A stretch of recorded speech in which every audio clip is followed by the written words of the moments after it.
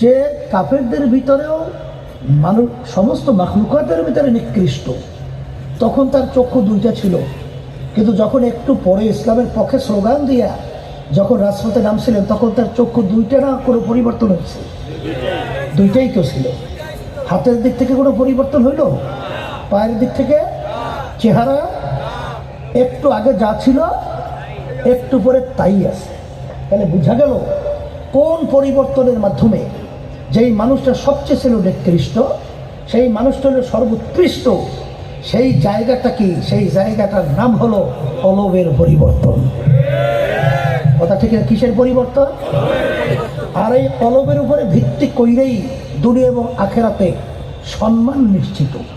বেলাল হাবশী রাদিয়াল্লাহু তাআলা আনহু গোলামের ছেলে, গোলাম, বংশের দিক থেকে নিচু, চেহারার দিক থেকে কালো, শিক্ষার দিক থেকে বকলম, পয়সার দিক থেকে নিচ্ছ, কিন্তু দুনিয়ার দিক থেকেও সম্মানিত, আখেরাতেও। কিসের কারণে? চেহারার কারণে, বংশের কারণে, শিক্ষার কারণে, সম্পদের কারণে। তাহলে বোঝা গেল এই সম্মানটা তার আসছে কিসের কারণে? কলবের কারণে। আর বেহেশতে যাওয়ার জন্যে আল্লাহ রাব্বুল আলামিন শর্ত লাগিয়েছেন, ইল্লা মান আতাল্লাহা বিকলবিন সালিম। ওই কলবের উপরে ভিত্তি কইরেই কিন্তু আপনার আমার জন্য জান্নাত নির্ধারিত। এই জন্য আমি বিশেষ করে কওমি মাদ্রাসা, আমার তালেবে ইলমদেরকে, আমার আসাতিজা ইকরামদেরকে, আমাদের কমিটি সহ সকলকে আমি উদাত্ত আহ্বান জানাবো, আসেন আমরা মাইক থেকে পড়ার পরে আমরা কিন্তু কেউ ফেরেশতা হয়ে আসি নাই, কেউ কিন্তু আমরা অলি হয়ে আসি নাই, কুতুব হয়ে আসি নাই। কথা ঠিক কিনা? এই জন্য একটা প্রবাদ বাক্য আছে যে ওস্তাদে পুত বানায়, আর যদি শিক্ষা না হয় ভূত হয়। ভূত কি হয়? ভূত। আমার আব্বাজান রহমাতুল্লাহি আলাইহি বলতেন, একটু আগে যে আলোচনা আমি শুনতেছিলাম, যে শিক্ষা জাতির মেরুদণ্ড, আব্বাজান রহমাতুল্লাহি আলাইহি একটা কথা বলতেন, সব শিক্ষাই জাতির মেরুদণ্ড নয়, আদর্শ এবং ইসলামী শিক্ষাই হলো জাতির মেরুদণ্ড। তার বাস্তবতা হলো, আমি সংক্ষেপে বলবো, যে আমাদের দেশ পরিচালনা করে এমপি মন্ত্রীরা। কারা? এমপি মন্ত্রীরা। সংসদের ভিতরে বিল উত্থাপন হয়, সেখানে হা হা জয়যুক্ত হয়েছে, হা জয়যুক্ত হয়েছে, এর অর্থ থেকে আইন পাশ হয়ে গেছে, এই অনুযায়ী দেশ চলে। ঠিক কিনা? তাহলে এমপি মন্ত্রীদের ভিতরে টিআইবি একটা সংস্থা, তারা 100 এমপি মন্ত্রীর ভিতরে একটা তদন্ত করছিল, জরিপ করছিল। এই বাংলাদেশে 100 এমপি মন্ত্রীদের মধ্যে 97 জনের মতো এমপি মন্ত্রী পাওয়া গেছে চোর। কি পাওয়া গেছে? অর্থাৎ দুর্নীতিগ্রস্ত। কয়জন? এখন অনেকে বলতে পারে, হুজুর 3 জন তো ভালো ছিল। বলে 3 জনও বলে চোর, একটু কম চোর। এটা কিন্তু আমরা তদন্ত করি নাই, বিদেশে একটা সংস্থা। 100 জনের ভিতরে 100 জনই দুর্নীতিগ্রস্ত, চোর। আমাদের গরিব ভাইরা, বিশেষ করে এই বাংলাদেশ চলে, বিশেষ করে উল্লেখযোগ্য কৃষক ভাইরা অর্থ উপার্জন করে, আমার রাস্তায় রিক্সাওয়ালা ভাইরা অর্থ উপার্জন করে, আমার শ্রমিক ভাইরা অর্থ উপার্জন করে। বিদেশে আমার ভাইরা এই রোদ্রের ভিতরে চামড়া পুড়ে কালো হয়ে যায়, রেমিটেন্স পাঠায়, সেই অনুযায়ী দেশ চলে। আর মাঝখানে এক সাইডে ওরা এলেক্ট পারসেন্ট, ওরা ওই ক্ষমতার চেয়ারে বৈশা আমাদের টাকা তো এই দেশের ভিতরে সংগ্রহ তো দূরের কথা, আমাদের দেশের টাকা ওরা বিদেশে পাচার করে। কথা ঠিক নেবে? ঠিক। এই যে আওয়ামী লীগের সময় ভূমিমন্ত্রী, শুধু তার একা 3টা দেশের মধ্যে বাড়ির সন্ধান পাওয়া গেল 620টার মতো বাড়ি। এই ফ্যাসিস্ট আওয়ামী লীগের ভূমিমন্ত্রী, সেখানে 620টার মতো বাড়ি, দাম আসছে প্রায় 5,700 এত কোটি টাকা। কিন্তু আমার কথা না, কিন্তু পত্রিকা রিপোর্টে আসছে। আচ্ছা বলেন তো, এই প্রথম আলো পত্রিকা কিন্তু এই রিপোর্ট আসছে। তাই সেখানে এই যে 5,700 কোটি টাকা, 620টার মতো বাড়ি, এই যে অর্থ, এসব তার আব্বাই রেখে গেছিল, এইটা সে ওয়ারিস হিসেবে পাইছে, ওই টাকা দিয়েই তো বাড়ি করছে। তা তার দাদা রেখে গেছিল, এই টাকা কাদের?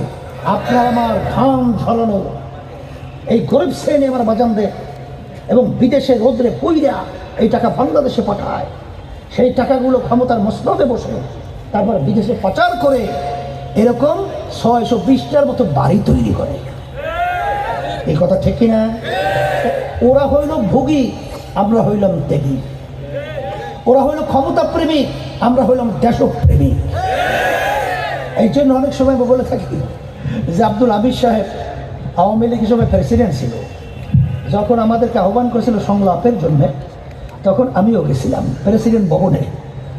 তাই সেখানে প্রেসিডেন্টের পাশে এরকম পাশাপাশি বসা। তখন আমাদের একজন লোক বলতেছে যে প্রেসিডেন্ট সাহেব, আপনার একটা কথা আমরা বিভিন্ন জায়গায় উদ্ধৃতি হিসাবে এটা আমরা আলোচনা রাখি। কি কথা?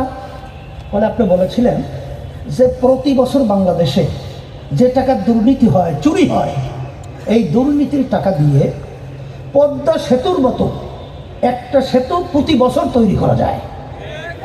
তখন তিনি বলছিলেন, আমি একটা বলিনি, আমি 2টা পদ্মা সেতুর কথা বলছি।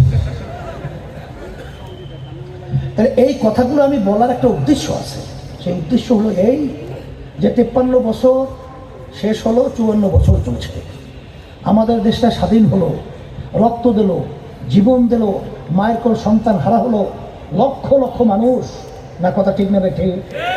সেখানে আপনার এই দেশকে নিয়ে আমাদের একটা ভাবনা চিন্তা আছে না নাই?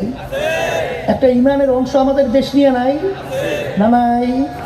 কিন্তু যারা পরিচালনা করলো এই 53 বছরে এই দেশটাকে, এত সুন্দর দেশটাকে, এর একবার দুইবার নয়, তাম দুনিয়ার মধ্যে 5 বার চোরের দিক থেকে তাম দুনিয়া ভিতরে ফার্স্ট বানিয়েছে।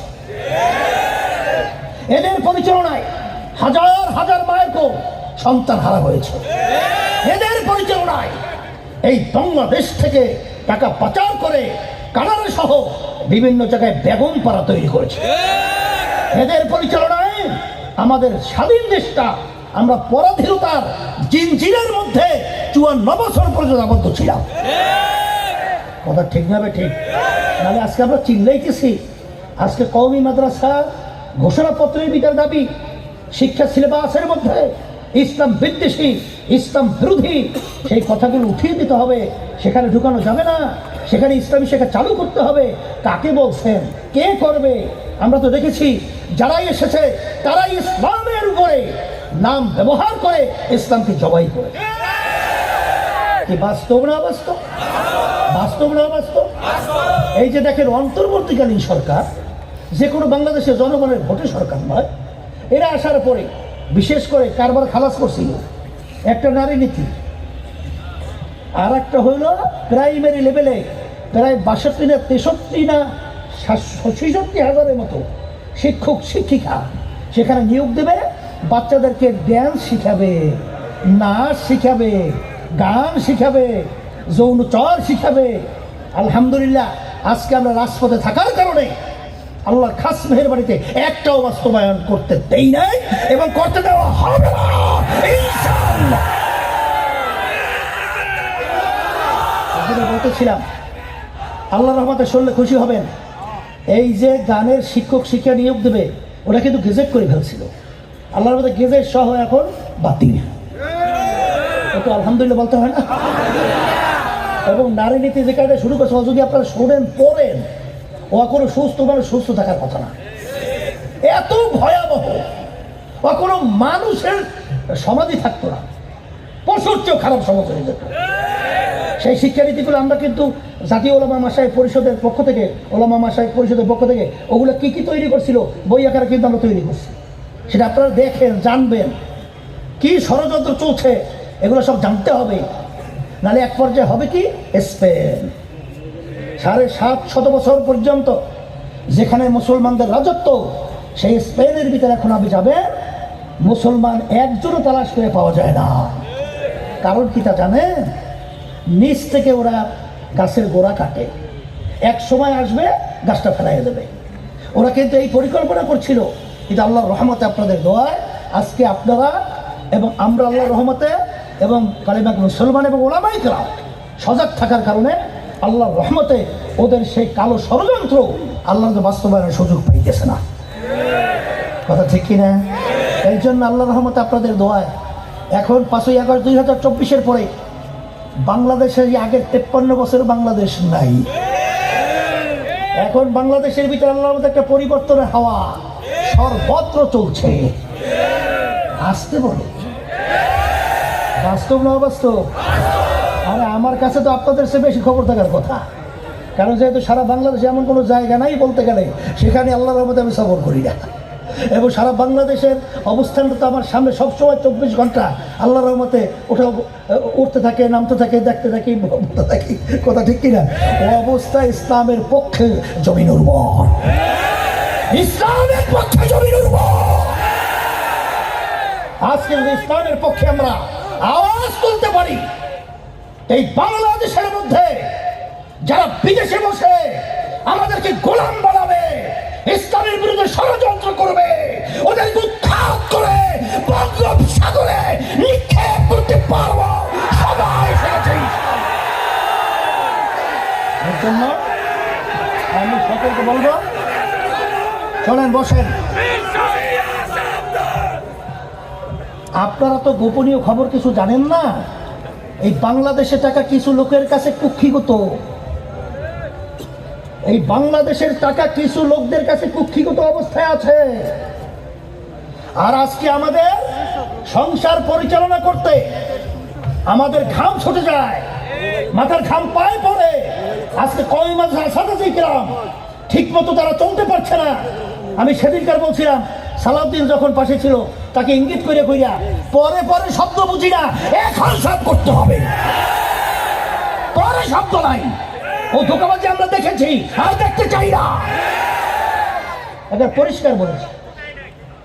এই জন্য আমি পরিষ্কার বলছি, আল্লাহর রহমতে আপনাদের দোয়া এখন কিন্তু একটা পরিবেশ তৈরি হয়েছে। এই ফসল কিন্তু আমাদের ঘরে উঠাতে হবে, এই ফসল আমাদের ঘরে উঠাতে হবে, এবং আল্লাহর রহমতে ফসল উঠাবার পরিবেশ তৈরি হয়ে গেছে। এখন আপনার আমি যদি নাকে তৈল দিয়ে ঘুমাই, তাহলে ঘরের সব সম্পদ কিন্তু অন্যত্র চুরি হয়ে যাবে। ওই যে গ্রামে একটা কথা বলে সবসময়, ঘরের ভিতরে চোর ঢুকছে, স্ত্রী বলতেছে চোর আসছে, ওঠেন না, বলে দেখি চোরাই কি করে। কথা যদি ওটাকে হাস, কিন্তু বাস্তবতা কিন্তু মোটেও কম না। শেষ পর্যন্ত বাবা বউ নিয়ে যাইতেছে, কি করলেন আপনি, উঠলেন না, সব নিয়ে চলে যাচ্ছে। এখন দৌড়াইলে কি আর সম্পদ হওয়া যায়? এই সুযোগ কিন্তু এসে গেছে। আমি আর কথা বেশি লম্বা না করে আমি সংক্ষেপ বলছি, আপনারা আছে উপস্থিতি, আপনাদের দোয়া, আপনাদের চেয়ে সম্মানিত তো কেউ নাই। হাদিসের ভিতরে তলবে এলেমদের ব্যাপারে, ওলামায়ে কেরামদের ব্যাপারে যে সম্মানের কথা আল্লাহ বলেছেন, আপনারা দোয়া করবেন তো মিসাইলের মতো আল্লাহ কবুল করবে ইনশাআল্লাহ।